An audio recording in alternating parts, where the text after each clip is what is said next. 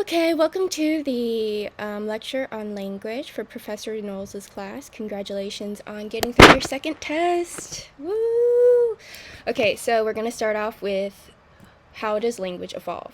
Like, how do we define things? How do we sound them out? How do we put sentences together? All of this seems like super arbitrary, maybe first grade English class kind of stuff, but think about it further. Like, how has brat evolved over the summer? It used to just mean like you were just like some silly, goofy person, or like annoying, but then over the summer it became iconic. Like, how did that happen?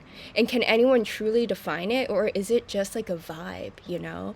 For example, when Charlie XCX was asked to define it, she said that it was a pack of cigs, a big lighter, a strappy white top with no bra.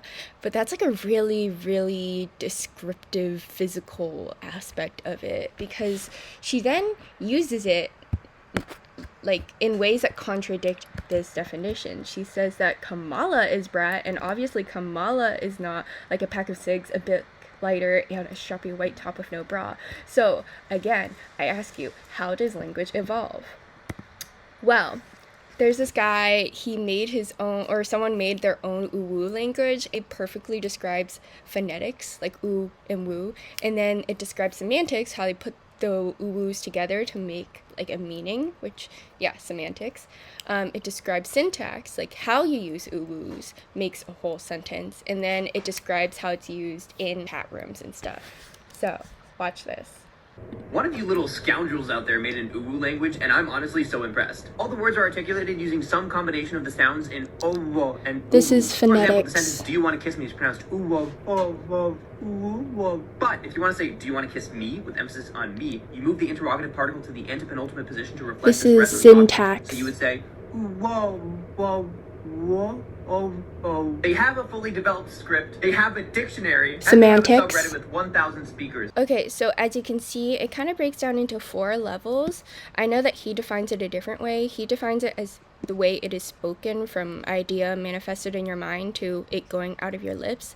I'm doing it by development just because I feel like that's what it's focusing on, or maybe because it was so close to the developmental chapter, it makes sense for me.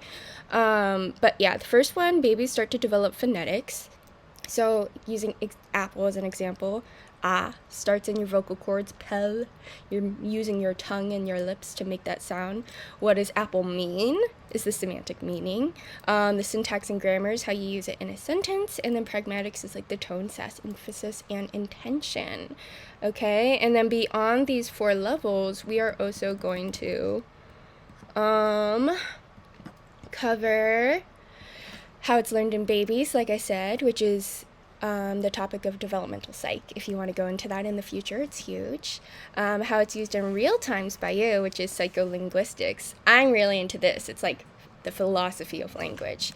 And then also how it's computed in the brain, which is neurolinguistics. There is actually a PhD class that I'm trying to take right now on neurolinguistics. But essentially, it's like, how is that computing in your mind? How do learning disabilities happen? Like blah, blah, blah, blah, blah. So first let's go into phonetics. I put this into 4 points. P, P, P, and P. You can do it however you'd like, but the first one is that babies can differentiate phonetics plentifully from a variety of different languages, just meaning that they're the universal speaker, so plentifully. The second one is the parsing problem, solved by pattern detection, which I'll describe in more detail later as well. The third one is that they're practicing, all that babbling is actually practicing for future pronunciation, a lot of P's. And then categorical perception is determined through voice onset time. Seems like a lot of random shit, but okay. So phonology is something we kind of take for granted. Like, we all have like the a, sounds that are in the English language, but nobody else really emphasizes those as much. And especially, like, it differs from language to language. Like, Spanish has a sound that I can never do, and that's why I failed Spanish 3 times over, because it doesn't exist in English. And I was just like, what the fuck? And in Mandarin, I know that we have like a bunch of tones that are really hard for English speakers to kind of grasp, like the ma, ma, ma, ma. And that tonal aspect is not really present in English. Instead, they focus on phonemes, which is kind of like how words break down, like to pel, apple. And it's honestly really hard for me with dyslexia. I have dyslexia in English because I can't parse out these two different sounds, but I don't have dyslexia in Mandarin. Like, it's usually like one tone kind of words, and so it's easier for me to parse out. But it's pretty interesting. Like in Japan, the L sound and the R sound are the exact same thing. Like, look at this. ルイスリットルイスリットルイスリットルイスリットルイスリットわかんない本当わかんないけど、とにかくルイスリット And what's kind of fucked up is that Lululemon was actually called that because the dude was like listening to Japanese people try to like say Lululemon, and he thought it was so funny that he just called his entire brand that because they were having such a hard time. Yeah, kind of messed up, but that's why like it's different. You can't just take phonetics for granted. Like, this is an example of phonetics. How do you say stone in Chinese? 是 room, 是 and lion, 是 the number 10, 是 to have a liking for something, 是 to swear something, 是. So how would you say in a stone room was a poet named Shi Shi, a lion lover who swore to eat 10 lions? 是是是是是是是是是是是是. Okay. While you may have had trouble differentiating all those Mandarin tones, a baby could beat you at this. Actually, babies have a superpower before they turn 1 where they are prepared to learn any language in the world. They can differentiate phonemes from any freaking language. For example, this video. Hindi dogs and that are only used in Hindi. Even though they are two completely different sounds, an adult who can't speak Hindi doesn't hear the difference. But Matthew immediately turns his head towards the bunny when he hears the change from one Hindi da to the other. Although he has never heard Hindi spoken, researchers recognize that at 6 months, he is still the universal listener, able to distinguish all sounds. And so they're a universal listener. They can differentiate and hear, and they're sensitive to any tones or phonemes from any language around the world. They're prepared to learn any language. You don't know where you're going to be born. And this isn't only just for sounds, right? When you're a baby, you're aware to all stimuli. It's only after you go through like perceptual narrowing that you start to lose those abilities. For example, babies can even differentiate the faces of monkeys, and they know like certain monkeys make certain sounds, and they lose that ability after they turn 1 because they start to specialize in human faces, and after 1 they also start to specialize into their language as well. For example, if you aren't continuously exposed to those Hindi sounds, then you're going to lose the ability to differentiate. Use it or lose it, as it's said. And that's why even though I see a lot of people learn Mandarin in college and they like know all the semantic meanings and shit, they still can't get the phonemes or accent perfect. And it's because to some extent, I believe this can only truly be accomplished in that like that period of time where you're aware of all phonemes and like you are capable of all phonemes. That's when you need to be training accents. There's actually an international accent too, which is a mix of like a bunch of stuff. But the point here is the first P, that babies can initially differentiate phonetics plentifully from a variety of different languages, but then they go through perceptual narrowing before the age of 1, and then they specialize to a main language. Okay, but like, why do we need to specialize? Why can't we just be aware of all phonemes for the rest of our lives, you know? Well, we actually just gain more power in one language. We begin to be able to parse easier in that language. For example, you're speaking, it's a continuous flow of words. You don't really know where one word begins and the other ends.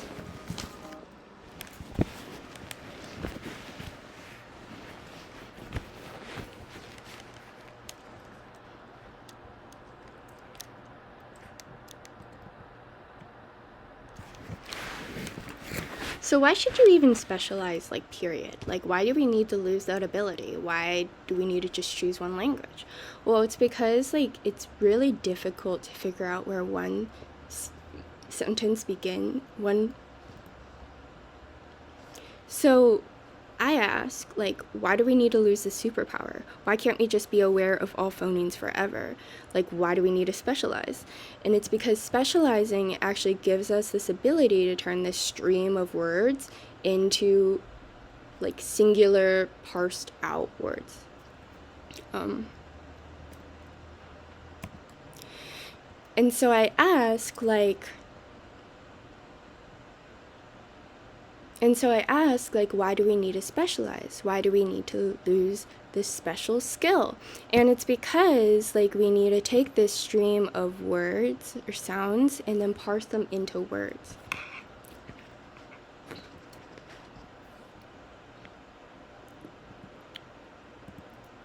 And so I ask myself, like, why do you need to stop being the universal listener? Like, that sounds pretty cool. Why don't we just save that superpower forever? Why do we need to perceptually narrow and specialize into the language we're most, like, exposed to? And it's because we need to figure out how to turn this stream of sound into words. Like, how do babies know when one word begins and the other ends? This is the parsing problem, okay? Like, how do they differentiate words in a sentence? The answer is pattern recognition. Let me show you in an example.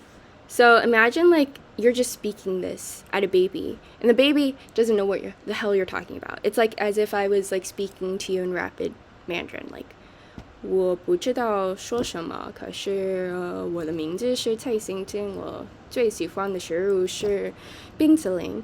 You don't know when one word begins and the other ends. So babies figure this out by, like, finding that phonetic pattern within that stream of sound, and they start to parse it out, and they start to figure out, like, oh, even though there's not, like, a definite stop here, like, you don't say, and that car near, you know, you're usually just saying, and that car near the bar and the door ajar, like, you're just continuously doing it. They can see that, like, these are the ends of something, some kind of word. Okay, and through that, they kind of do their little statistician thing where they figure out, oh, this happens more commonly than other things. And even though they don't have a great sense of math yet, they can still tell what is more common than not, okay? And that's a more sophisticated skill that is hard to do if, like, you're listening to all the streams of sound ever. In class, he gave the example of golatu recurring frequently. And how a baby figured out that that was a single word. In case you're still confused, go back to that part of the lecture. And this is an example of how infants kind of already practice communicating. In that one, that babies already are practicing pronunciation. Like, each babble is a proto word, like a mini version of a really badly spoken word. They're practicing those phonemes that they hear and parse out through pattern recognition. Each ku, like ooh, ah, oh, is vowels, and ba, pa, ma, ba, da, da, da, babbling is consonants. So, like, they're already starting to make the beginning of the language, and it's so cool because babies that you're even born to, like, deaf or hard of hearing mothers will still practice this, like, naturally. It's really strange. And even if they're born to a mother that only speaks ASL, you can see them start to use their hands in, like, really proto-word-y kind of ways for sign language. It's really cool. So, like, this idea of practicing happens throughout all languages. It happens through all types of language, from, like, sign language to literally anything. This is an example of babies practicing with each other.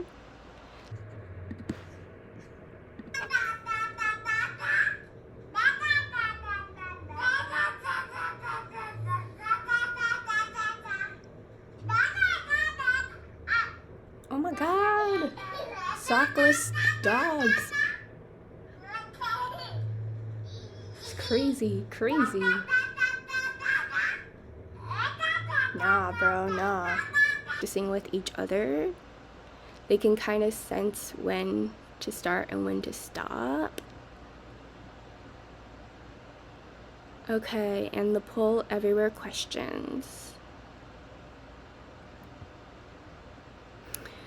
Okay, so the fourth P is like a little hard to explain, so I want you guys to be focusing right now. I want you to be listening in and taking notes and replaying and writing down key terms, okay? The first key term is categorical perception. Do you remember this chart from class? Do you remember this part of like the lecture? Can you explain it to me right now? Like, pause right now and see if you could like tell me, for real. Okay, well, if you can't, you first gotta understand what vocal onset time is. In case you have no idea what I'm talking about, vocal onset time is this. And like they're measuring vocal onset time on the x-axis, but still, what the hell does it mean? Okay, so essentially, they're measuring the moment you start making the sound in your mouth to when you start to make the sound in your throat. Okay, so for example, did I just skip one? Yeah. Cat has a very long vocal onset time, like at, or for a Mandarin version, ing, ping. You know how it's like more drawn out, like it's cat or ping, versus the difference between this shorter vocal onset time, which is like dog. You see how that's just more like dog, like it dog, or ba, like it's just immediate, like the time from it starting on your lips to going to your throat is shorter. Compare cat to dog, or ping to ba. So like if we were to look at this together, okay, so this is the voice onset continuum. I think it's pretty cool just because I love messing with this thing. But it explains the same thing I just said, like from the beginning of when you open your mouth and make that sound to your vocal cords vibrating. And I think this is a great depiction of the graph. So if you remember this crazy ass thing, it's basically trying to see when people stop thinking da's da and it becomes ta. Da. So that's da, Ta. ta. You see how this one's longer Da. versus this? Ta. Okay? And so what they did is they tested people, and they were like, when does da become ta for people? Because this is actually the same sound, just played at different lengths, I think. It's really crazy. So let's try it as a class. Who thinks this is da? Da. They would graph it here. So like everyone thinks it's like da, for example. What about this one? Da. Slightly shorter. Maybe people still think it's da. You write it down yourself. Ta. Ta. Ta. Ta. When does it start becoming ta? When does the same sound stop being da and start becoming ta? Well, they found out for this example, it's around the 20 and 30 mark where it starts to switch off here. And that is like how we categorize different sounds. It's categorical perception. We're perceiving different categories of sound. And it happens at this voice onset time mark right here. So I don't know what it is for this one. Let's see. They think it's around like, I don't know. What is it for you? Ta. Ta. Ta. ta, What about if we go the other way? ta, ta, ta, ta, ta, ta, ta, ta, I think for me it's at this mark right here. ta, This is ta, ta and this is da. ta, ta, ta. Yeah, weird, right? Really funky. But anyways, that's how they think that babies are that attuned to the sound, that they're thinking about the voice onset time in like milliseconds. Okay, so in words, let's put this into words. Oh yeah, if you want, there's like this really cool video on voice onset time and how that affects the gay voice. I can do this because I'm gay, but this is about gay men, so sorry if I'm appropriating your culture. But they found that there's like a different onset for gay males' speech. There's also lesbian accents, okay, and they have a different voice onset time, so don't cancel me, please. But this is happening in every accent, in every culture, everywhere, okay? And people are so aware of this voice onset time that it can influence where people perceive you from, or what part of culture you're in, or what in-group you're in, okay? So it's really cool. Think about this. Sit down and draw this graph, or whatever. Yeah, this is another example. I don't feel like it. But yeah, essentially, just recapping, because I know some people just love to copy shit down. Please copy it in your own words. Please don't just like copy my terrible definitions. It's like voice onset time is vocal cords to mouth, like from ba to ta, shorter, longer. Categorical perception is the ability to perceive different categories of sound based off of the voice onset time, and this leads to detection and discrimination of phonemes. Pretty cool, right? Pretty cool. Right, more poll everywhere.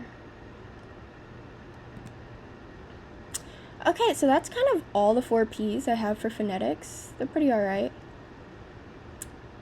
Recapping, babies can initially differentiate phonetics plentifully. They're a universal listener, but then they go through perceptual narrowing, and they lose this ability after like a year.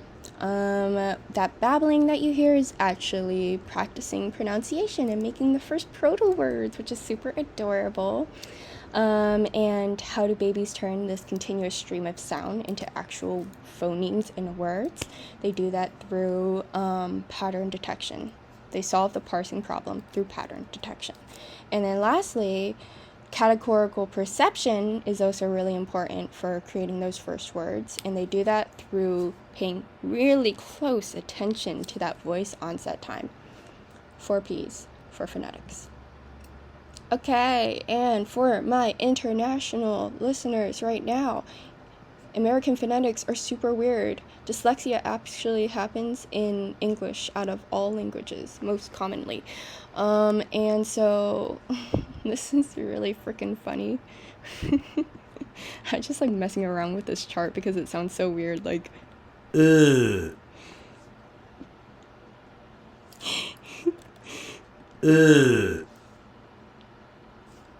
That's so funny to me. That sounds like when they like put all this effort into making like that pharaoh mummy like vocal cords, and then it could only make one sound, and the sound was like ah.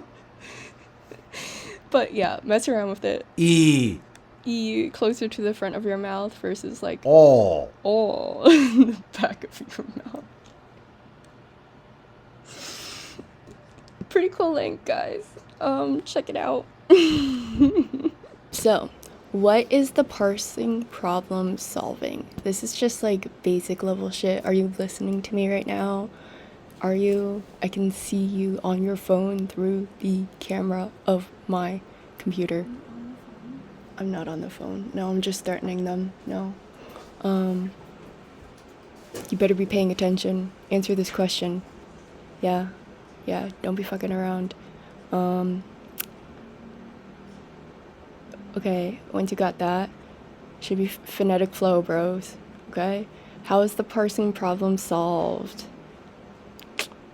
How are we feeling? How is it solved?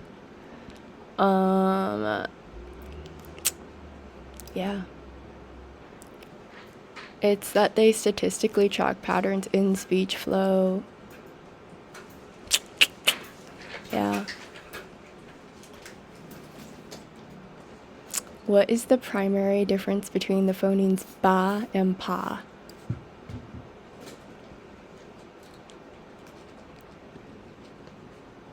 None of y'all got that correct. Absolutely devastating.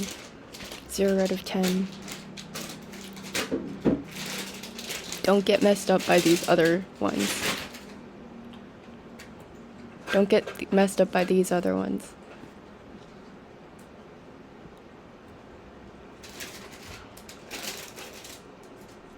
Okay. What does voice onset time refer to? Pause and like figure that out. Do you have an answer? Do you? Do you really? Should I threaten you at grade point? Please don't fire me. It's the delay between forming a mouth position and activating the vocal cords.